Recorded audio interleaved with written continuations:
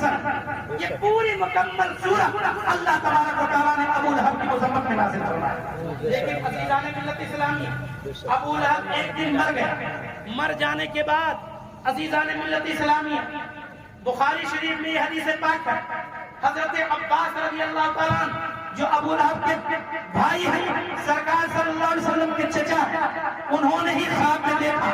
کیا خواب میں دیکھا ابو لہب کو، پوچھا بھائی یہ بتا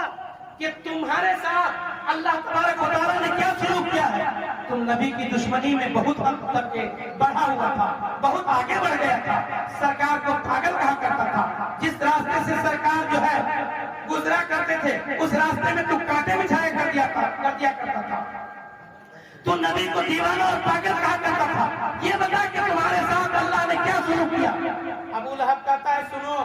جب سے مرا ہوں طرح طرح کے عذاب میں مبتلا رہتا ہوں، لیکن پیر کا دن آتا ہے، سوموار کا دن آتا ہے، مجھے اس انگلی سے پانی کا فوارہ میری اس انگلی سے جاری ہوتا، میں اس انگلی کو منہ میں رکھتا ہوں، پانی کا فوارہ ملتا ہے، جہنم میں جانے کے بعد مجھے سکون مل جاتا ہے۔ اب حضرت عباس نے پوچھا اس کی کیا وجہ ہے؟ سنیے اس کی کیا وجہ ہے؟ حضرت عباس نے جب پوچھا، ابو لہب کہتا ہے کہ سنو، جب میرے گھر میں میری بھاوت کے بدن سے میرا بھتیجا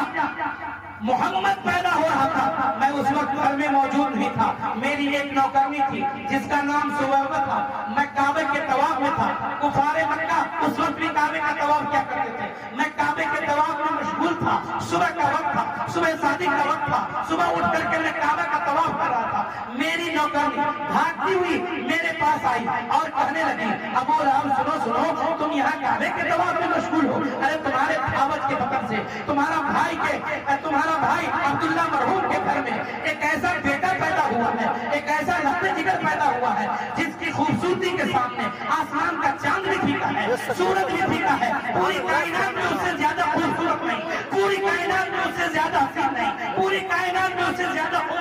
خوبرو نہیں، پوری کائنات میں اس سے زیادہ خوبصورت نہیں، اس کی